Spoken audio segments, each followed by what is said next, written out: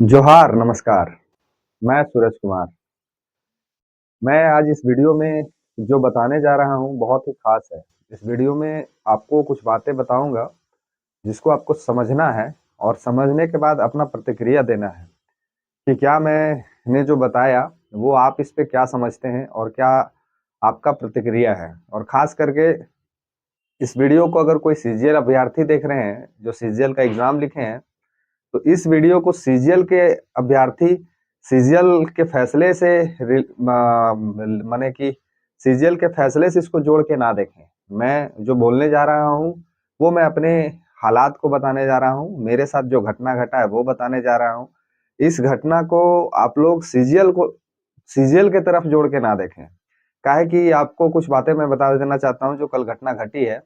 कल high court, जो हमारे रांची हाई कोर्ट न्यायालय से एक आदेश पारित हुआ है कि सीजीएल के जो अभ्यर्थी हैं उस अभ्यर्थियों का जो प्रकाशन है, रिजल्ट का जो प्रकाशन है, उसे रोक दिया गया है 22 जनवरी तक। तो इसको लेके तमाम छात्र नेता और तमाम इंस्टीट्यूट संचालक सभी बहुत खुश हैं, उत्साहित हैं। पूरे झारखंड में माने अच्छी मैसेज गई है कि नहीं, सीजीएल परीक्षा को रद्द करने का आदेश आ गया है, रोकने का आदेश आ गया है। तो ये कल का कुछ था जो हुआ। मुझे इस बात को बताने से कोई लेना देना इस वीडियो का नहीं है। चलिए मैं आपको एक घटना से वाकिफ करवाता हूँ जो मेरे साथ घटा है। उस घटना को आपको समझना चाहिए और उसके बाद आप प्रतिक्रिया जरूर दीजिएगा कि आप इस वीडियो के माध्यम से क्या समझते हैं। और इसका सीजीएल के एग्जाम से, सीजीएल के अभ्यर्थियों से कोई लेना देना नहीं है। तो चलिए हम बताते हैं। दोस्तों, एक घटना घटी है। घटना ये है कि हमने हमने नहीं, हमारे एक निजी साथी ने एक जमीन खरीदा था। एक जमीन खरीदा था और उस जमीन पे एक और व्यक्ति ने हक माने कि बोला कि हम भी इस जमीन को खरीदे हैं। दो व्यक्तियों ने एक जमीन खरीदा और काफी लड़ाई झगड़ा हुआ। माने दोनों में काफी युद्ध छिड़ गया, माने मारा पीटी, दुनिया जहान तक का भी नौबत आ गया। लेकिन डिस्कशन होने के बाद भी ये फैसला नहीं हो सका कि वो जमीन किसका है। अंततः वो लोग न्यायालय के शरण में गए, कोर्ट के शरण में गए। तो जो पैसे वाला जो आदमी था, जिसने जमीन को गलत तरीके से अपने आप को बता रहा था, कि जो गलत तरीके से रिप्रेजेंट किया था कि ये जमीन मेरा है, और जो मेरा दोस्त था वो थोड़ा गरीब तबका से रिलेटेड था, वो जेन्युइन तरीके से जमीन को खरीदा था और उसने भी पैसा दिया था। जमीन को गलत तरीके से जिसने अपने आप को हक दिखा रहा है, जो आदमी हक दिखा रहा है गलत तरीके से, उस आदमी ने कोर्ट में, न्यायालय में अपने ही किसी व्यक्तियों को लेके एफआईआर केस कर दिया। अब हुआ क्या कि केस चलने लगा और इधर दोनों में जंग भी छिड़ा हुआ था। तो इधर भी माहौल गर्म, उधर कोर्ट का भी माहौल गर्म। इसी बीच कोर्ट का एक आदेश आया और कोर्ट का आदेश ये आया, तो कोर्ट का आदेश ये आया कि अगले 2 महीने तक जो पैसा वाला आदमी है, जो बोल रहा था कि मेरा जमीन नहीं है, वो आदमी उस जमीन में काम भी कर रहा था। वो आदमी उस जमीन में काम भी कर रहा था। और जो आदमी उस जमीन में काम कर रहा था और जो जेन्युइन आदमी था, मेरा जो दोस्त था, जो जेन्युइन मेरा दोस्त था, वो आदमी परेशान था। वो उसका काम को रुकाने का प्रयास कर रहा था, बहुत अड़िग प्रयास लगाया, लेकिन वो जहां भी जाता और जो पैसे वाला जो आदमी था उसके साथ गेम कर देता, सब जगह पे पैसा फेंक देता और बेचारा ये असमर्थ, असहाय होके कोर्ट के उम्मीद पे बैठा था। उसी बीच कोर्ट का एक उसके पक्ष में, मेरे दोस्त के पक्ष में एक फैसला आ गया कि नहीं, 2 महीना तक इस जमीन में जो घर बन रहा है उस घर का गृह प्रवेश नहीं किया जाएगा। जब तक सबूत नहीं दे देता है ये आदमी, जो पैसे वाला आदमी है, कि सबूत नहीं दे देता है कि इसका जमीन है, तब तक ये आदमी घर बना सकता है, बाउंड्री कर सकता है, घर बना सकता है, पुट्टी कर सकता है, पुचाड़ा कर सकता है, टेबल फर्नीचर दुनिया जहान सब कुछ ला के ये रख सकता है।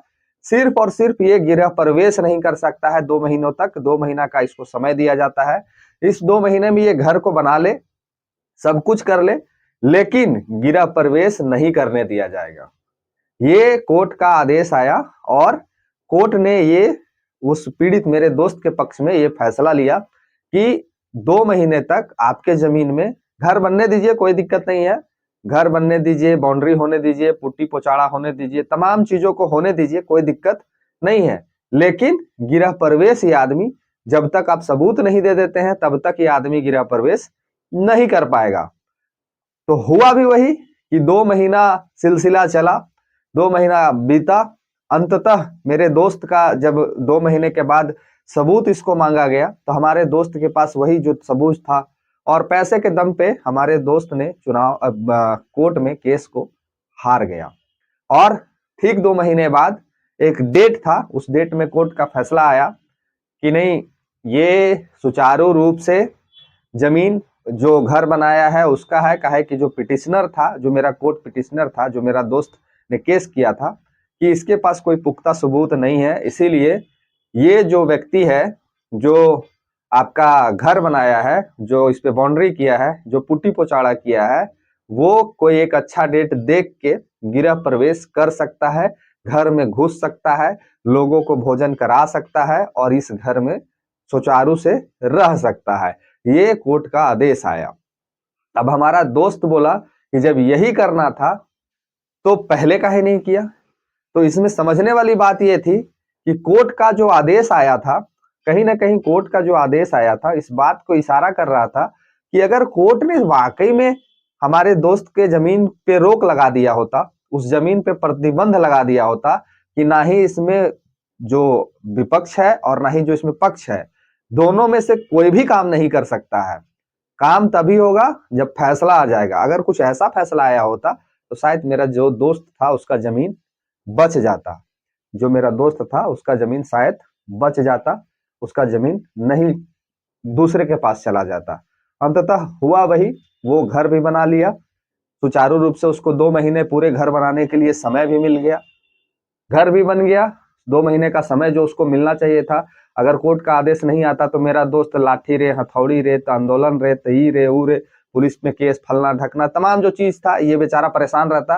लेकिन कोर्ट के आदेश के बाद ये भी संतावना में रह गया कि चलो हमको तो आदेश आ गया है, अब हम निश्चित रहते हैं कुछ बढ़िया फैसला आएगा।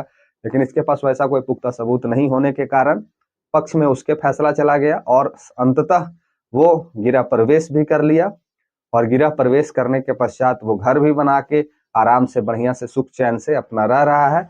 मेरा दोस्त हताश निराश होके हार मान लिया और आगे की प्रक्रिया वैसे ही चलती रही। तो ये कहानी जो मैंने आपको सुनाया ये कोई कहानी नहीं है, ये वर्तमान में हम लोगों के साथ, हमारे दोस्त के साथ ये घटना घटी है। इसीलिए मैंने सोचा कि आप तक ये बात को मैं रखूं। इस कहानी से आप क्या समझते हैं, कमेंट करके अपना राय जरूर दीजिएगा। बाकी इस विषय को मैं चाहूंगा कि कोई भी सीजीएल अभ्यर्थी सीजीएल से ना जोड़े। इसके लिए मैं आपसे निवेदन करूंगा कि कहानी मेरे जो दोस्त का है उससे सीजीएल से कोई लेना देना नहीं है। इसीलिए मैं आपसे हाथ जोड़ के प्रार्थना करता हूं कि इस कहानी को, मेरे दोस्त के कहानी को सीजीएल से ना जोड़ें। और वीडियो को आप क्या समझते हैं जरूर कमेंट करके बताइएगा। धन्यवाद, जोहार, प्रणाम।